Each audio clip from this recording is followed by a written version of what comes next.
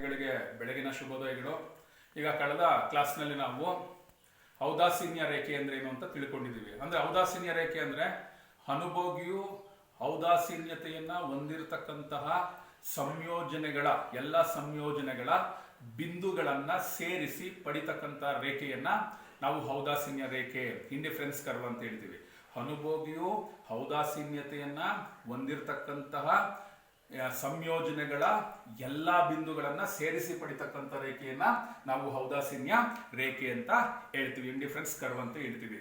ಅಂದ್ರೆ ಔದಾಸೀನ್ಯ ರೇಖೆಯ ಮೇಲಿನ ಎಲ್ಲಾ ಸಂಯೋಜನೆಗಳು ಅನುಭೋಗಿಗೆ ಒಂದೇ ಮಟ್ಟದ ದೃಷ್ಟಿಗುಣವನ್ನ ಕೊಡುತ್ತೆ ಅನ್ನೋದನ್ನ ನಾವು ಕಳೆದ ಕ್ಲಾಸ್ನಲ್ಲಿ ತಿಳ್ಕೊಂಡಿದ್ದೀವಿ.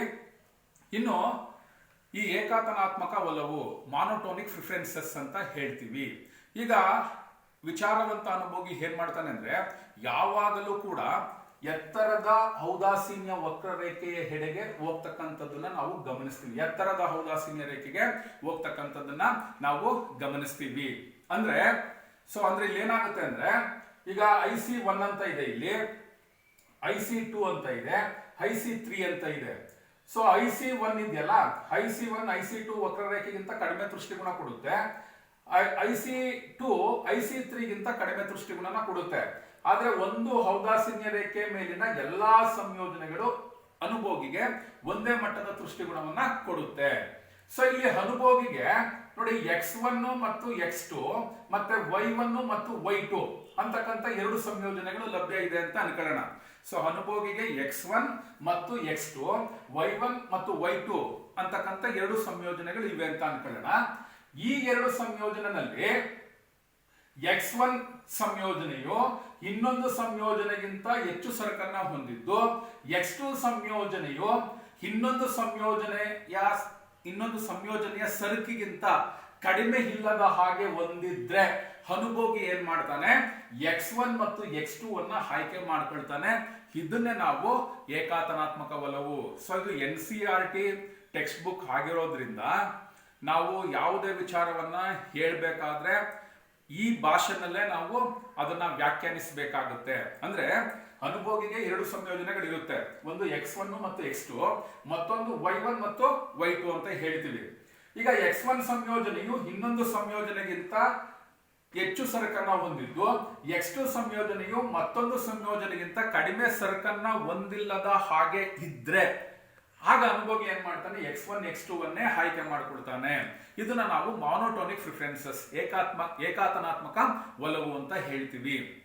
ಈಗ ನಾವೇ ಆಗ್ಲಿ ಯಾರೇ ಆಗ್ಲಿ ಏನ್ ಮಾಡ್ತೀವಿ, ನಾವು ಹೆಚ್ಚು ಸರಕು ಮತ್ತು ಸಂಯೋಜನೆಗಳನ್ನ ಪಡ್ಕೊಳ್ತಕ್ಕಂಥದ್ರ ಕಡೆಲೆ ನಮ್ಮ ಗಮನ ಅಂತಕ್ಕಂಥದ್ದು ಇರುತ್ತೆ. ಇದನ್ನ ನಾವು ಏಕಾತನಾತ್ಮಕ ಒಲವು ಮಾನೋಟೋನಿಕ್ ಪ್ರಿಫರೆನ್ಸಸ್ ಅಂತ ಹೇಳ್ತೀವಿ.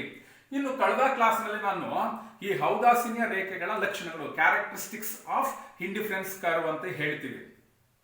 ಅದರಲ್ಲಿ ಏನು ಮೊದಲನೇದು 3 ಬರುತ್ತೆ ನೋಡಿ, ಪರೀಕ್ಷೆಗೆ ಬಹಳ ಇಂಪಾರ್ಟೆಂಟ್ ಈ concept. Right the characteristics of indifference curves ಅಂತ ಕೇಳ್ತಾರೆ. ಔದಾಸೀನ್ಯ ರೇಖೆಗಳ ಲಕ್ಷಣಗಳನ್ನ ವಿವರಿಸಿ ಅಂತ 6 ಮಾರ್ಕ್ಸ್ ಗೆ ಕೇಳ್ತಾರೆ. ಆ ಕೇಳಿದಾಗ ನೀವು ಪ್ರಾಪರ್ಟೀಸ್ ಬರಿಬೇಕು, ಲಕ್ಷಣಗಳನ್ನು ಬರಿಬೇಕು, ಮತ್ತೆ ರಿಲೇಟೆಡ್ ಡಯಾಗ್ರಾಮ್ ಅನ್ನು ಕೂಡ ನೀವು ಹಾಕಬೇಕು. ಪ್ರಾಪರ್ಟೀಸ್ ಬರಿಬೇಕು, ರಿಲೇಟೆಡ್ ಎಕ್ಸ್ಪ್ಲನೇಷನ್ ಮತ್ತು ಡಯಾಗ್ರಾಮ್ ಅನ್ನು ನೀವು ಖಂಡಿತ ಬರೀಲೇಬೇಕಾಗುತ್ತೆ. ಈಗ ಮೊದಲನೇ ಲಕ್ಷಣ ಏನು ಅಂತ ಅಂದ್ರೆ ಔದಾಸೀನ್ಯ ವಕ್ರರೇಖೆಯು ಎಡದಿಂದ ಬಲಕ್ಕೆ ಇಳಿಮುಖ ಆಗುತ್ತೆ. ಏನು ಮೊದಲನೇ ಲಕ್ಷಣ ಏನು ನೋಡಿ, ಚಿತ್ರ ಇದೆ ಇಲ್ಲಿ. ಔದಾಸೀನ್ಯ ರೇಖೆಯು ಎಡದಿಂದ ಬಲಕ್ಕೆ ಇಳಿಮುಖ ಆಗುತ್ತೆ ಅಂತ ಹೇಳ್ತೀವಿ. ಯಾಕಾಗುತ್ತೆ, ಯಾಕೆ ಔದಾಸೀನ್ಯ ವಕ್ರರೇಖೆ ನೋಡಿ ಲೆಫ್ಟ್ ಸೈಡ್ ಇದು ಎಡದಿಂದ ಬಲಕ್ಕೆ ಇಳಿಮುಖ ಆಗುತ್ತೆ? ಯಾಕೆ ಅಂದ್ರೆ ನೋಡಿ, ಒಂದು ಸರಕನ್ನ ಹೆಚ್ಚುವರಿಯಾಗಿ ಪಡ್ಕೊಳ್ಬೇಕಾದ್ರೆ ಇನ್ನೊಂದು ಸರಕನ್ನ ಕಡಿಮೆ ಮಾಡಬೇಕು. ನೋಡಿ ಇಲ್ಲಿ X ಸರಕನ್ನ ಹೆಚ್ಚುವರಿಯಾಗಿ ಪಡ್ಕೊಳ್ಬೇಕಾದ್ರೆ Y ಸರಕನ್ನ ಕಡಿಮೆ ಮಾಡಲೇಬೇಕಾಗುತ್ತೆ. ಹಾಗಾಗಿ ಅದು ಎಡದಿಂದ ಬಲಕ್ಕೆ ಕೆಳಮುಖವಾಗಿ ಬಾಗುತ್ತೆ ಅಂತ ಹೇಳ್ತೀವಿ.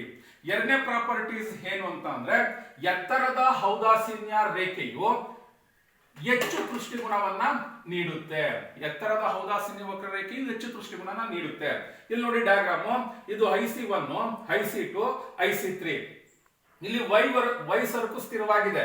ಇಲ್ಲಿ ನೋಡಿ IC1 ನಲ್ಲಿ ಅನುಭೋಗಿ OY ಸರಕನ್ನ OX1 ಸರಕನ್ನ ಆಯ್ಕೆ ಮಾಡ್ಕೊಳ್ತಾನೆ.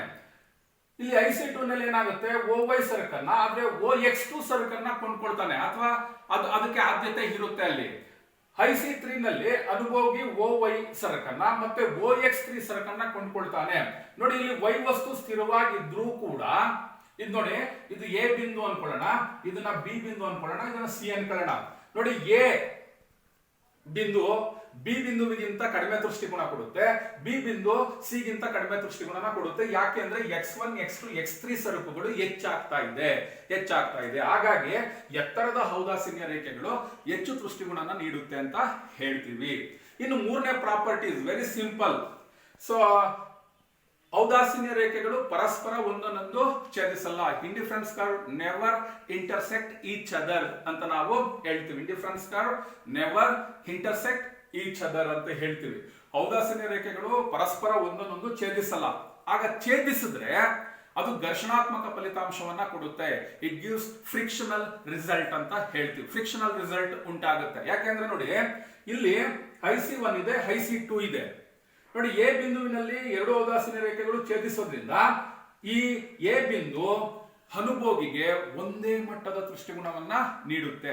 ಆದ್ರೆ ತಪ್ಪೋದು. ಯಾಕೆ ಅಂತ ಅಂದ್ರೆ ನಾವೀಗಾಗಲೇ ಪ್ರಾಪರ್ಟೀಸ್ 2 ನಲ್ಲಿ ಹೇಳಿದ್ದೀವಿ, ಎತ್ತರದ ಔದಾಸೀನ್ಯ ವಕ್ರರೇಖೆಯು ಕೆಳಮಟ್ಟದ ಔದಾಸೀನ್ಯ ವಕ್ರರೇಖೆಗಿಂತ ಹೆಚ್ಚು ದೃಷ್ಟಿಗುಣನ ಕೊಡುತ್ತೆ ಅಂತ. ಸೊ ಈಗಾದಾಗ ಏನಾಗುತ್ತೆ, ಈ ಫಲಿತಾಂಶ ನಮ್ಗೆ ಬರಲ್ಲ. ಯಾಕೆಂದ್ರೆ ಎ ಬಿಂದು ಒಂದೇ ಮಟ್ಟದ ದೃಷ್ಟಿಗುಣನ ಕೊಡೋದ್ರಿಂದ ಎರಡೂ ಔದಾಸೀನ್ಯ ವಕ್ರರೇಖೆಗಳು ಒಂದೇ ಮಟ್ಟದ ದೃಷ್ಟಿಗುಣ ಕೊಡುತ್ತೆ ಅನ್ನೋ ಫಲಿತಾಂಶ ಬಂದ್ಬಿಡುತ್ತೆ. ಮತ್ತೆ ನೋಡಿ, ಬಿ ಬಿಂದು ಇಲ್ಲಿದೆ, ಅದು IC2 ಮೇಲಿದೆ, ಸಿ ಬಿಂದು IC1 ಮೇಲಿದೆ. ಇಲ್ಲೇನಾಗುತ್ತೆ, so B less than C point ಅಂತ ಆಗುತ್ತೆ. ಅಂದ್ರೆ ಸಿ ಬಿಂದು ಬಿ ಬಿಂದುಗಿಂತ ಹೆಚ್ಚು ದೃಷ್ಟಿಗುಣನ ಕೊಡುತ್ತೆ. ಆದ್ರೆ ಸಿ ಇರೋದಲ್ಲಿ IC1 ನಲ್ಲಿ, ಬಿ ಇರೋದಲ್ಲಿ IC2 ಇಂಡಿಫರೆನ್ಸ್ ಕರ್ವ್ 2 ನಲ್ಲಿ ಇದೆ. ಹಾಗಾಗಿ ಎರಡೂ ಔದಾಸೀನ್ಯ ವಕ್ರರೇಖೆಗಳು ಪರಸ್ಪರ ಒಂದನ್ನೊಂದು ಛೇದಿಸಲ್ಲ ಅಂತ ಹೇಳ್ತೀವಿ. ಇದು 3 ಪ್ರಾಪರ್ಟೀಸ್ ಇರುತ್ತೆ. ಇದನ್ನ ಕಳೆದ ಕ್ಲಾಸ್ ನಲ್ಲಿ ಗೂಗಲ್ ಮೀಟ್ ಕ್ಲಾಸ್ ನಲ್ಲಿ ನಾನು ಎಕ್ಸ್ಪ್ಲನೇಷನ್ ಮಾಡಿದ್ದೀನಿ. ಈಗ ಸದ್ಯಕ್ಕೆ ಗೂಗಲ್ ಮೀಟ್ ಕ್ಲಾಸ್ ಅನ್ನ ಸ್ಟಾಪ್ ಮಾಡ್ತಾ ಇದ್ದೀನಿ. ಯಾಕೆ ಅಂತ ಅಂದ್ರೆ ಅದು ಅಷ್ಟೊಂದು ಎಫೆಕ್ಟಿವ್ ಆಗಿ ಆಗ್ತಾ ಇಲ್ಲ. ಯಾಕೆ ಅಂತ ಅಂದ್ರೆ ಬೋರ್ಡ್ ವರ್ಕ್ ಎಕನಾಮಿಕ್ಸ್ ನಲ್ಲಿ ಜಾಸ್ತಿ ಇರೋದ್ರಿಂದ ಸೊ ಪ್ರೀ ಲೋಡೆಡ್ ವಿಡಿಯೋ ಮಾಡಿಕೊಂಡು ಅಪ್ಲೋಡ್ ಮಾಡ್ತೀನಿ ಮುಂದಿನ ತರಗತಿಗಳಲ್ಲಿ. ಈಗ ನೆಕ್ಸ್ಟ್ ನಾವು ಬಜೆಟ್ ರೇಖೆ ಮತ್ತೆ ಬಜೆಟ್ ಗಣ ಅನ್ನೋ ವಿಷಯನ ಚರ್ಚೆ ಮಾಡಬೇಕಾಗುತ್ತೆ. ಈಗ ನೋಡಿ, ಅನುಭೋಗಿ ತಾನು ಬಯಸಿದಂತಹ ಎಲ್ಲಾ ಸರಕು ಮತ್ತು ಸೇವೆಗಳ ಸಂಯೋಜನೆಗಳನ್ನ ಕೊಂಡ್ಕೊಳ್ಳಿಕ್ಕಾಗಲ್ಲ. ಇದು ಗಮನದಲ್ಲಿಟ್ಕೊಳ್ಳಿ. ಅನುಭೋಗಿಯು ತಾನು ಬಯಸಿದಂತಹ ಎಲ್ಲಾ ಸರಕು ಮತ್ತು ಸೇವೆಗಳ ಸಂಯೋಜನೆಗಳನ್ನ ಪಡ್ಕೊಳ್ಳಿಕ್ಕಾಗಲ್ಲ. ಯಾಕಾಗಲ್ಲ ಅಂತ ಅಂದ್ರೆ price and income restricted that ಅಂತ ಹೇಳ್ತೀವಿ. ಅಂದ್ರೆ ಬೆಲೆ ಮತ್ತು ಆದಾಯ ಇದೆಯಲ್ಲ, ಅದು ಏನ್ ಮಾಡುತ್ತೆ, ಅನುಭೋಗಿಯು ತಾನು ಬಯಸಿದ ಎಲ್ಲಾ ಸರಕು ಮತ್ತು ಸೇವೆಗಳನ್ನ ಕೊಂಡ್ಕೊಳ್ಬೇಕು ಅನ್ನೋದನ್ನ ರಿಸ್ಟ್ರಿಕ್ಟ್ ಮಾಡುತ್ತೆ, ನಿರ್ಬಂಧಿಸುತ್ತೆ ಅಂತ ಹೇಳ್ತೀವಿ. ಹೌದಲ್ವಾ? ಈಗ ನಾನೇನೆಲ್ಲ ಬಯಸ್ತೀನೋ ಅದನ್ನೆಲ್ಲ ಕೊಂಡ್ಕೊಳಕ್ಕಾಗಲ್ಲ. ಯಾಕೆ ಅಂತ ಅಂದ್ರೆ ನಾನು ಏನ್ ಕೊಂಡ್ಕೊಳ್ಬೇಕು ಅಂತಕ್ಕಂಥದ್ದು ಆ ಸರಕಿನ ಬೆಲೆಯನ್ನ ಮತ್ತೆ ನನ್ನ ಆದಾಯವನ್ನ ಅವಲಂಬಿಸಿರುತ್ತೆ. ಅದನ್ನ ಡೀಟೇಲ್ ಆಗಿ ಈ ತರಗತಿನಲ್ಲಿ ನಿಮ್ಗೆ ಎಕ್ಸ್ಪ್ಲನೇಷನ್ ಮಾಡಿ ಹೇಳ್ತೀನಿ. ಈಗ ನೋಡಿ, ಬಜೆಟ್ ರೇಖೆ ಅಂತ ಅಂದ್ರೆ ಅನುಭೋಗಿಯು ನಿರ್ದಿಷ್ಟ ಆದಾಯದಲ್ಲಿ ನಿರ್ದಿಷ್ಟ ಬೆಲೆಯಲ್ಲಿ ಕೊಂಡುಕೊಳ್ಳಬಹುದಾದಂತಹ ಎರಡು ಸರಕುಗಳ ಎಲ್ಲಾ ಸಂಯೋಜನೆಗಳನ್ನ ತೋರಿಸ್ತಕ್ಕಂತಹ ರೇಖೆ ಬಜೆಟ್ ರೇಖೆ ಅಂತ ಹೇಳ್ತೀವಿ. ಬಜೆಟ್ ರೇಖೆ ಅಂದ್ರೇನು? ನಿರ್ದಿಷ್ಟ ಬೆಲೆನಲ್ಲಿ ನಿರ್ದಿಷ್ಟ ಆದಾಯದಲ್ಲಿ ಅನುಭೋಗಿಯೋರ್ವ ಕೊಂಡುಕೊಳ್ಳಬಹುದಾದಂತಹ ಎರಡು ಸರಕುಗಳ ಎಲ್ಲಾ ಸಂಯೋಜನೆಗಳನ್ನ ತೋರಿಸ್ತಕ್ಕಂಥ ರೇಖೆಯನ್ನ ನಾವು ಬಜೆಟ್ ರೇಖೆ ಅಂತ ಹೇಳ್ತೀವಿ, ಬಜೆಟ್ ಕರ್ವ್ ಅಂತ ಹೇಳ್ತೀವಿ. ಈಗ ನೋಡಿ, ಅನುಭೋಗಿಗೆ ಸಾಧ್ಯತೆಗಳಿರುತ್ತೆ. ಈಗ ಫಾರ್ ಇನ್ಸ್ಟೆನ್ಸ್, ಈಗ ಉದಾಹರಣೆಗೆ ನೋಡಿ, ಅನುಭೋಗಿ P1 ಬೆಲೆಯನ್ನ ಪಾವತಿಸಿ X1 ಸರಕನ್ನ ಕೊಂಡ್ಕೊಳ್ಬಹುದು. ಅದೇ ರೀತಿ P2 ಬೆಲೆಯನ್ನ ಪಾವತಿಸಿ X2 ಸರಕನ್ನ ಕೊಂಡ್ಕೊಳ್ಬಹುದು. That exactly equal to M. M means income ಅಂತ ಹೇಳ್ತೀವಿ. ಅಂದ್ರೆ ಇಲ್ಲಿ ಅನುಭೋಗಿಯ ಆದಾಯ M ಅಂತ ಹೇಳ್ತೀವಿ. ಸೊ ಅನುಭೋಗಿಯ ಆದಾಯ M ಆಗಿರುತ್ತೆ. ಈಗ ಅವನು P1 ಬೆಲೆಯನ್ನ ಪಾವತಿಸಿ X1 ಸರಕನ್ನ ಕೊಂಡ್ಕೊಳ್ಬಹುದು. ಹಾಗೆಯೇ P2 ಬೆಲೆಯನ್ನ ಪಾವತಿಸಿ X2 ಸರಕನ್ನ ಕೊಂಡ್ಕೊಳ್ಬಹುದು. ಸೊ ಈಗ ಅನುಭೋಗಿಯ ಆದಾಯ ಅಂತಕ್ಕಂಥದ್ದು ಅವನು ಕೊಂಡ್ಕೊಳ್ತಕ್ಕಂತಹ ಏನೆಲ್ಲ ಸಂಯೋಜನೆಗಳು ಇರುತ್ತೋ ಅದಕ್ಕೆ ಸಮನಾಗಿರುತ್ತೆ. ಅಂದ್ರೆ ಈಗ ನಾವೇನ್ ಹೇಳ್ತೀವಿ, indifference curve is the two dimensional diagram. ಅದು ಎರಡು ಆಯಾಮಗಳ ಚಿತ್ರ. ಯಾವುದು ಇಂಡಿಫರೆನ್ಸ್ ಕರ್ವ್ ಅಂತಕ್ಕಂಥದ್ದು ಎರಡು ಆಯಾಮಗಳ ಚಿತ್ರ. ಯಾಕಂದ್ರೆ we will considering two commodities, not one commodities. ಕಳೆದ ಕ್ಲಾಸ್ ನಲ್ಲಿ ಹೇಳಿದೀನಿ, ಇಂಡಿಫರೆನ್ಸ್ ಕರ್ವ್ ಹೇಳಬೇಕಾದ್ರೆ ನಾನು ಹೇಳಿದೀನಿ, ಎರಡು ಸರಕುಗಳನ್ನ ನಾವು ಗಣನೆಗೆ ತೆಗೆದುಕೊಂಡು ಸೊ ಒಂದು ವಸ್ತುವಿನಿಂದ ಸಿಗ್ತಕ್ಕಂಥ ದೃಷ್ಟಿಗುಣನ ಮಾಪನ ಮಾಡ್ತಕ್ಕಂಥ ಗೋಜಿಗೆ ಹೋಗದೆ ಅನುಭೋಗಿಯ ವರ್ತನೆಯನ್ನ ನಾವು ಚರ್ಚೆ ಮಾಡ್ತೀವಿ. ಅನುಭೋಗಿಯ ವರ್ತನೆಯನ್ನ ಚರ್ಚೆ ಮಾಡ್ತೀವಿ. ಇದು ಯಾವುದೋ ಔದಾಸೀನ್ಯ ರೇಖೆ ಅಂತಕ್ಕಂಥದ್ದು ಯಾವುದಕ್ಕೆ ಉತ್ತಮವಾದಂತಹ ಉದಾಹರಣೆ ಅಂತ ಹೇಳಿದ್ರೆ ಸ್ಥಾನದರ್ಶಕ ವಿಶ್ಲೇಷಣೆ, ಹಾರ್ಡಿನಲ್ ಅಪ್ರೋಚ್ ಅಂತ ಹೇಳ್ತೀವಿ. ಅಂದ್ರೆ ನಾವು ಈಗ ಯಾವುದೋ ಒಂದು ಸರಕನ್ನ ಬಳಸೋದ್ರಿಂದ ಇಷ್ಟು ಘಟಕಗಳಷ್ಟು ದೃಷ್ಟಿಗುಣ ಸಿಕ್ತು ಅಂತ ಹೇಳೋದಕ್ಕೆ ಬದಲಾಗಿ ಮ್ಯಾಥಮೆಟಿಕಲಿ ನಾವು we will giving rank to combination of two commodities. ಎರಡು ಸರಕಿನ ಸಂಯೋಜನೆಗೆ ನಾವು ಆದ್ಯತೆಗಳನ್ನ ಕೊಡ್ತೀವಿ, ಪ್ರಿಫರೆನ್ಸ್ ಕೊಡ್ತೀವಿ. ಏನು ಪ್ರಿಫರೆನ್ಸ್ ಅಂತ ಅಂದ್ರೆ that means the first preference, the second preference, the third preference ಅಂತ ಈ ರೀತಿ ಪ್ರಿಫರೆನ್ಸ್ ಕೊಡ್ತೀವಿ. ಬಟ್ ಎಲ್ಲಾ ಸಂಯೋಜನೆಗಳು ಒಂದೇ ಮಟ್ಟದ ದೃಷ್ಟಿಗುಣವನ್ನ ಕೊಡುತ್ತೆ ಅನ್ನೋದು ನಮ್ಮ ಮನಸ್ಸಿನಲ್ಲಿ ಇರಬೇಕು. ನೋಡಿ, ಔದಾಸೀನ್ಯ ರೇಖೆ ಅಂದ್ರೆ ಸೊ ಒಂದೇ ಪ್ರಮಾಣದ ದೃಷ್ಟಿಗುಣವನ್ನ ನೀಡತಕ್ಕಂತಹ ಎರಡು ಸರಕುಗಳ ವಿವಿಧ ಸಂಯೋಜನೆಯನ್ನ ತೋರಿಸುವ ರೇಖೆ. ಔದಾಸೀನ್ಯ ನಕ್ಷೆನೇ ಬೇರೆ. ಔದಾಸೀನ್ಯ ನಕ್ಷೆ ಅಂದಾಗ ಅಲ್ಲೇನಾಗುತ್ತೆ, ಔದಾಸೀನ್ಯ ನಕ್ಷೆಯನ್ನ ಔದಾಸೀನ್ಯ ರೇಖೆಗಳ ಕುಟುಂಬದಿಂದ ಪಡ್ಕೊಳ್ತೀವಿ.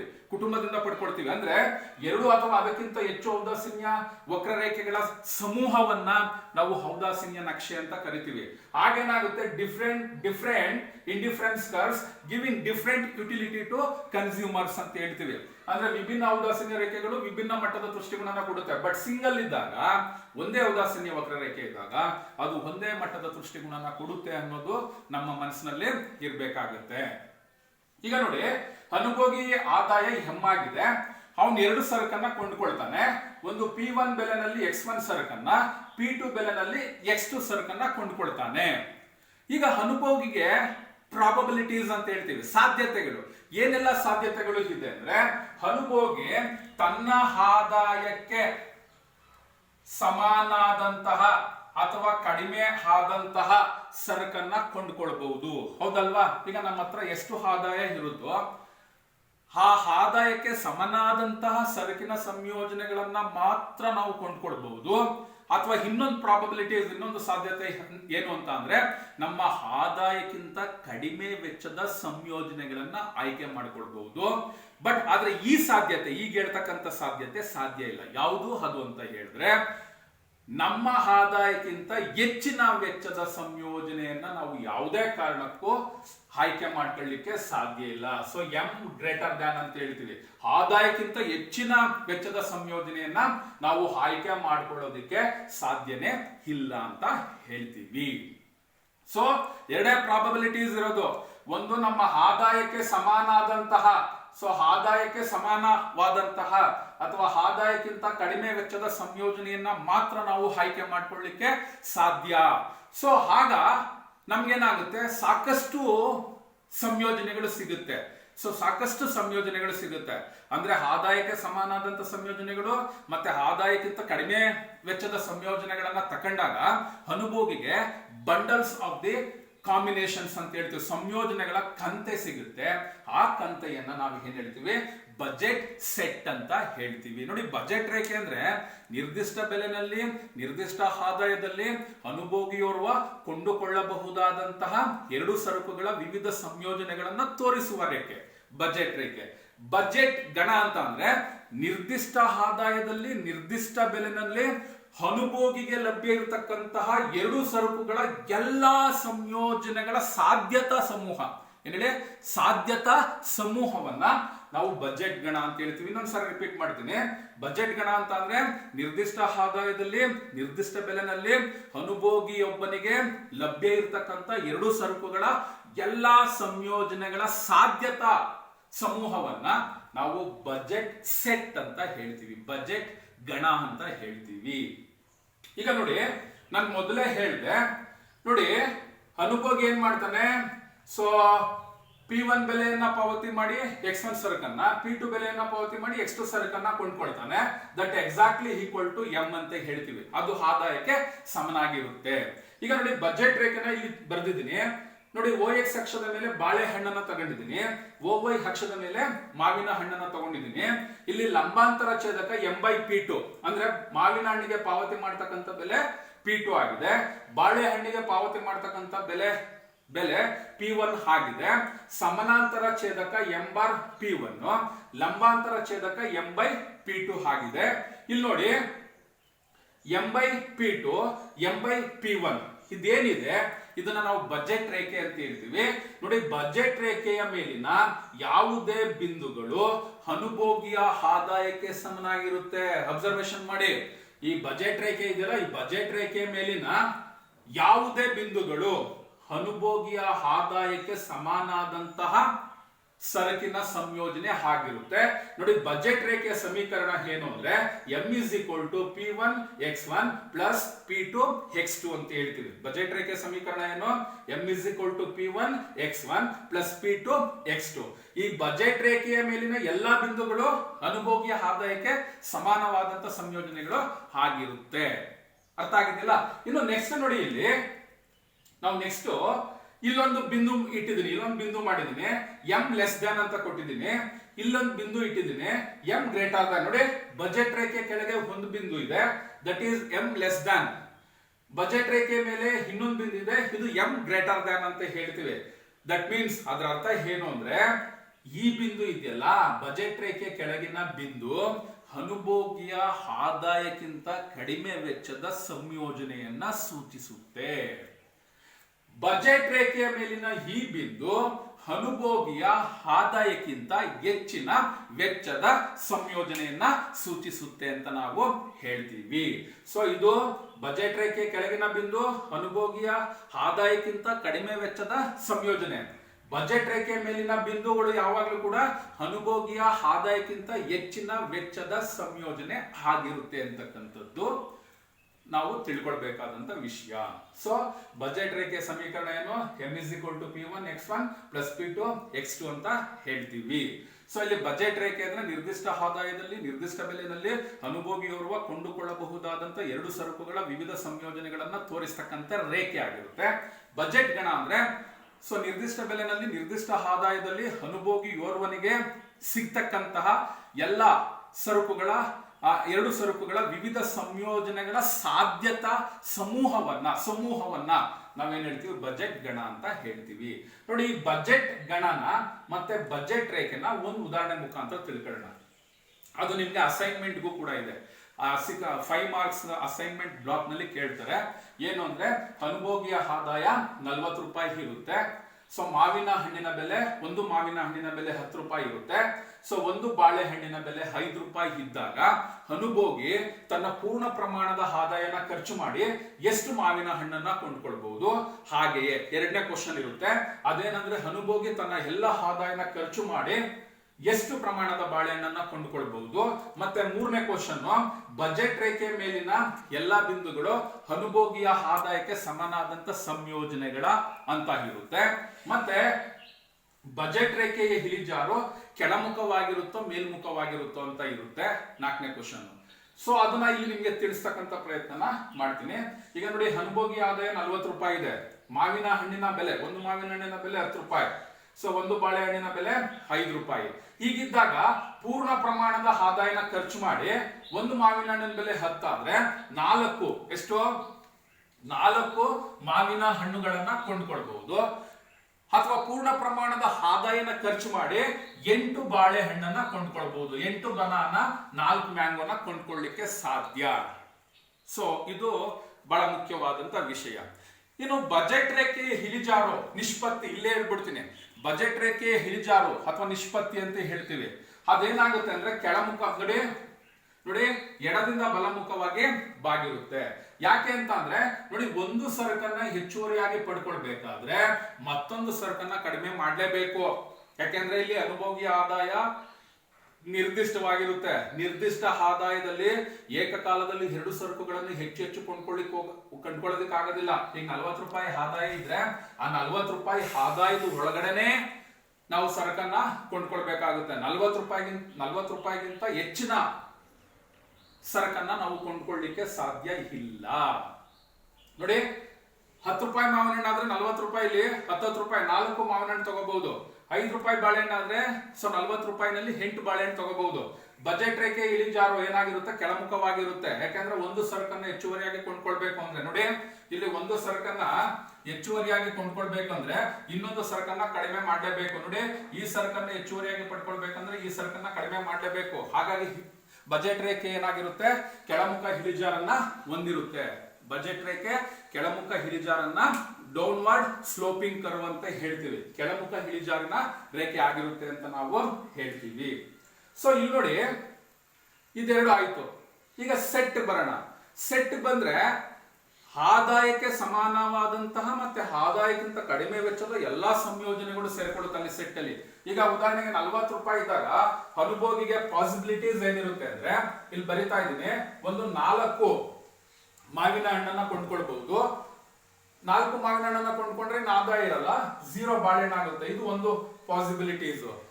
ಅಥವಾ 0 ಮಾವಿನ ಹಣ್ಣನ್ನು ತಗೊಂಡ್ರೆ ಇದು 8 ಬಾಳೆಹಣ್ಣನ್ನ ತಗೋಬಹುದು. ಆಯ್ತಲ್ಲ. ಈಗ ನೆಕ್ಸ್ಟ್ ನೋಡಿ, 2 ಮಾವಿನ ಹಣ್ಣನ್ನ ತಗೊಂಡ್ರೆ 20 ರೂಪಾಯಿ ಹಲ್ವಾಯ್ತು. ಇನ್ನು ಬಾಳೆಹಣ್ಣನ್ನ ಎಷ್ಟು ತಗೋಬಹುದು, 4 ತಗೋಬಹುದು. ಆಯ್ತಲ್ಲ. ಅದೇ ರೀತಿ ಇದನ್ನ 3 ತಗೊಂಡ್ರೆ, 3 ಅಂದ್ರೆ ಎಷ್ಟಾಯ್ತು, 30 ರೂಪಾಯಿ ಆಯ್ತು. ಇದು 2 ತಗೋಬಹುದು. ಬನಾನಾ, ಇದು ನೋಡಿ ಮ್ಯಾಂಗೋ, ಇದು ಬನಾನಾ. ಆಯ್ತಲ್ಲ. ಸೊ ಇನ್ನು ನೆಕ್ಸ್ಟ್ ಅದೇ ರೀತಿ ಹೋಗಿ ಇನ್ನು ಆದಾಯಕ್ಕಿಂತ ಕಡಿಮೆ ವೆಚ್ಚದ, ಇದು ನೋಡಿ ಇವೆಲ್ಲ ಆದಾಯಕ್ಕೆ ಸಮಾನ ಆದಂತಹ ಸಂಯೋಜನೆಗಳು. ಯಾವುದು 4 0 0 8 2 4 3 2 ಅರ್ಥ ಆಗಿಲ್ಲ. ಇದೇನಾಯ್ತು, ಆದಾಯಕ್ಕೆ ಸಮಾನವಾದಂತಹ ಸಂಯೋಜನೆಗಳು. ಇನ್ನು ಆದಾಯಕ್ಕಿಂತ ಕಡಿಮೆ ವೆಚ್ಚದ ಸಂಯೋಜನೆಯನ್ನು ಕೂಡ ನಾವು ಆಯ್ಕೆ ಮಾಡ್ಕೊಳ್ಬಹುದು. ಈಗ ಉದಾಹರಣೆಗೆ ನಾವು ಮಾವಿನ ಹಣ್ಣನ್ನ 3 ತಗೋಬಹುದು, ಬಾಳೆಹಣ್ಣನ್ನ 0 ತಗೋಬಹುದು. ಅರ್ಥ ಆಗಿಲ್ಲ. ಅದೇ ರೀತಿ 2 ಮಾವಿನ ಹಣ್ಣನ್ನ ತಗೋಬಹುದು, 1 ಬಾಳೆಹಣ್ಣನ್ನ ತಗೋಬಹುದು. ಅದೇ ರೀತಿ 1 ಮಾವಿನ ಹಣ್ಣನ್ನ ತಗೋಬಹುದು, 3 ಬಾಳೆಹಣ್ಣನ್ನ ತಗೋಬಹುದು. ಇವೆಲ್ಲ ಏನಾಗಿರುತ್ತೆ ಅಂದ್ರೆ ಆದಾಯಕ್ಕಿಂತ ಕಡಿಮೆ ವೆಚ್ಚದ ಸಂಯೋಜನೆಗಳು ಆಗಿರುತ್ತೆ. ಆದಾಯಕ್ಕಿಂತ ಕಡಿಮೆ ವೆಚ್ಚದ ಸಂಯೋಜನೆಗಳು ಆಗಿರುತ್ತೆ. ಸೊ ಇವೆಲ್ಲವನ್ನ ನೋಡಿ, ನಿರ್ದಿಷ್ಟ ಬೆಲೆನಲ್ಲಿ ನಿರ್ದಿಷ್ಟ ಆದಾಯದಲ್ಲಿ ಅನುಭೋಗಿಯೋರ್ವ ಕೊಂಡುಕೊಳ್ಳಬಹುದಾದ ಎರಡು ಸರಕುಗಳ ಸಂಯೋಜನೆಗಳ ಸಾಧ್ಯತಾ ಸಮೂಹವನ್ನ ನಾವು ಬಜೆಟ್ ಗಣ ಅಂತ ಹೇಳ್ತೀವಿ. ಅರ್ಥ ಆಗಿದೆಲ್ಲ, ಬಜೆಟ್ ಗಣ ಅಂತ ಹೇಳ್ತೀವಿ. ಬಜೆಟ್ ರೇಖೆ ಯಾವಾಗ್ಲೂ ಕೂಡ ಕೆಳಮುಖ ಇಳಿಜಾರನ್ನ ಹೊಂದಿರುತ್ತೆ. ಕಾರಣ ಇಷ್ಟೇ, ಒಂದು ಸರಕನ್ನ ಹೆಚ್ಚುವರಿಯಾಗಿ ಪಡ್ಕೊಳ್ಬೇಕಾದ್ರೆ ಮತ್ತೊಂದು ಸರಕನ್ನ ನಾವು ಕಡಿಮೆ ಮಾಡಬೇಕಾಗುತ್ತೆ ಅಂತ ಹೇಳ್ತೀವಿ. ಅದೇ ರೀತಿ ನಾವು ಪ್ರೈಸ್ ರೇಷಿಯೋ ಅಂತ ಹೇಳ್ತೀವಿ, ಬೆಲೆ ಅನುಪಾತ ಅಂತ ಹೇಳ್ತೀವಿ. ಸೊ ಬೆಲೆ ಅನುಪಾತ ಅಂದ್ರೆ ಅದು ಜಸ್ಟ್ ಏನಂತ ಅಂದ್ರೆ ನೋಡಿ, ಪಿ ಬೆಲೆನಲ್ಲಿ P1/P2 ಅಂದ್ರೆ ಒಂದು ಸರಕನ್ನ ಹೆಚ್ಚುವರಿಯಾಗಿ ಪಡ್ಕೊಳ್ಬೇಕಾದ್ರೆ ಅಥವಾ ಹೆಚ್ಚುವರಿಯಾಗಿ ನಾವು ಕೊಂಡ್ಕೊಳ್ಬೇಕಂದ್ರೆ ಇನ್ನೊಂದು ಸರಕಿನ ಮೇಲೆ ಮಾಡ್ತಕ್ಕಂಥ ವೆಚ್ಚನ ಕಡಿಮೆ ಮಾಡಲೇಬೇಕು. ಇನ್ನೊಂದು ಸರಕಿನ ಮೇಲೆ ಮಾಡ್ತಕ್ಕಂಥ ವೆಚ್ಚವನ್ನ ಕಡಿಮೆ ಮಾಡದೆ ಮತ್ತೊಂದು ಸರಕನ್ನ ಹೆಚ್ಚಿಗೆ ಪ್ರಮಾಣದಲ್ಲಿ ಕೊಂಡ್ಕೊಳ್ಳೋಕ್ಕಾಗಲ್ಲ. ಅದನ್ನ ಬೆಲೆ ಅನುಪಾತ ಅಂತ ಹೇಳ್ತೀವಿ. ಬೆಲೆ ಅನುಪಾತನ P=P1/P2 ಅಂತ ಹೇಳ್ತೀವಿ. ಅರ್ಥ ಆಗಿಲ್ಲ. P=P1/P2 ಅಂತಕ್ಕಂಥದ್ದು ಪ್ರೈಸ್ ರೇಷಿಯೋ ಆಗಿರುತ್ತೆ. ಸೊ P1 ಅಂದ್ರೆ ಅದು X1 ಆಗಿರ್ಬೋದು. ಇಲ್ಲಿ ನಾವು ಉದಾಹರಣೆ ತಗೊಂಡಿದ್ವಿ ಮಾವಿನ ಹಣ್ಣು ಅಂತ. ಇನ್ನೊಂದು P2 ಅಂತ ಅಂದ್ರೆ ಬಾಳೆಹಣ್ಣಿನ ಬೆಲೆ ಆಗಿರ್ಬೋದು. ಈಗ ನಾವು ಬಾಳೆಹಣ್ಣನ್ನ ಹೆಚ್ಚಾಗಿ ಕೊಂಡ್ಕೊಳ್ಬೇಕಂದ್ರೆ ಮಾವಿನ ಹಣ್ಣಿನ ಮೇಲೆ ಮಾಡ್ತಕ್ಕಂಥ ಖರ್ಚನ್ನ ಕಡಿಮೆ ಮಾಡ್ತೀವಿ. ಸೊ ಅಲ್ಲಿ ಪ್ರೈಸ್ ಅನ್ನ ನಾವು ರೇಷಿಯೋ, ಬೆಲೆ ಸಾಪೇಕ್ಷವನ್ನ ತಗೊಳ್ತೀವಿ. ಈಗ ಫಾರ್ ಇನ್ಸ್ಟೆನ್ಸ್, ಈಗ ನಾವು 2 ಬನಾನನ ಹೆಚ್ಚಿಗೆ ತಗೊಳ್ಬೇಕಾದ್ರೆ 1 ಮಾವಿನ ಹಣ್ಣನ್ನ ಕಡಿಮೆ ಮಾಡಲೇಬೇಕು. ಈಗ 1 ಮಾವಿನ ಹಣ್ಣಿನ ಬೆಲೆ ಎಷ್ಟಿದೆ, 10 ರೂಪಾಯಿ ಇದೆ. ಅರ್ಥ ಆಗಿದಿಲ್ಲ. ಸೊ ಬಾಳೆಹಣ್ಣಿನ ಬೆಲೆ 5 ರೂಪಾಯಿ ಇರೋದ್ರಿಂದ 2 ಅಂದ್ರೆ 10. ಸೊ ಪ್ರೈಸ್ ರೇಷಿಯೋ =0 ಆಗಿರುತ್ತೆ. That is very very important. Price ratio =0 ಆಗಿರುತ್ತೆ. ಇದು ನೆನಪಲ್ಲಿ ಇಟ್ಕೊಳ್ಳಿ. ಅಂದ್ರೆ ನಾವು ಒಂದು ಸರಕನ್ನ ಹೆಚ್ಚಾಗಿ ಕೊಂಡ್ಕೊಳ್ಳಿಕ್ಕೆ ಇನ್ನೊಂದು ಸರಕಿನ ಮೇಲೆ ಮಾಡ್ತಕ್ಕಂಥ ವೆಚ್ಚನ ಏನು ಕಡಿಮೆ ಮಾಡ್ತೀವೋ that exactly =0. That is called price ratio ಅಂತ ಹೇಳ್ತೀವಿ. ಸೊ ಇದಿಷ್ಟು ಕೂಡ ಇವತ್ತಿನ ತರಗತಿಯ ಮಾಹಿತಿ. ನೆಕ್ಸ್ಟ್ ಕ್ಲಾಸ್ ನಲ್ಲಿ ಬಜೆಟ್ ರೇಖೆಯ ಇಳಿಜಾರಿನ ನಿಷ್ಪತ್ತಿ ಮತ್ತೆ ಬಜೆಟ್ ರೇಖೆನಲ್ಲಿ ಈ ಬಜೆಟ್ ರೇಖೆ ಇದೆಯಲ್ಲ ಯಾವಾಗ ಚೇಂಜಸ್ ಆಗಬಹುದು, ನಮ್ಮ ಬಜೆಟ್ ಕರ್ವ್ ಯಾವಾಗ ಚೇಂಜಸ್ ಆಗಬಹುದು? ಎರಡೇ ಸಂದರ್ಭದಲ್ಲಿ ಚೇಂಜ್ ಆಗುತ್ತೆ. ಒಂದು, ನಮ್ಮ ಆದಾಯ ಹೆಚ್ಚಿದಾಗ ಬಜೆಟ್ ರೇಖೆ ಶಿಫ್ಟ್ ಆಗುತ್ತೆ. ಹೇಗಾಗುತ್ತೆ ಅಂತ ತಿಳ್ಕೊಳ್ಳೋಣ. ಅದೇ ರೀತಿ ಇನ್ನೊಂದು ಪಾಸಿಬಿಲಿಟೀಸ್ ಇದೆ, ಸರಕಿನ ಬೆಲೆ ಕಡಿಮೆ ಆದಾಗ ಕೂಡ ಬಜೆಟ್ ರೇಖೆ ಬದಲಾವಣೆ ಆಗುತ್ತೆ. ಅದು ಹೇಗೆ ಬದಲಾವಣೆ ಆಗುತ್ತೆ ಅನ್ನೋದನ್ನ ಮುಂದಿನ ಕ್ಲಾಸ್ ನಲ್ಲಿ ತಿಳ್ಕೊಳ್ಳೋಣ. ಧನ್ಯವಾದ.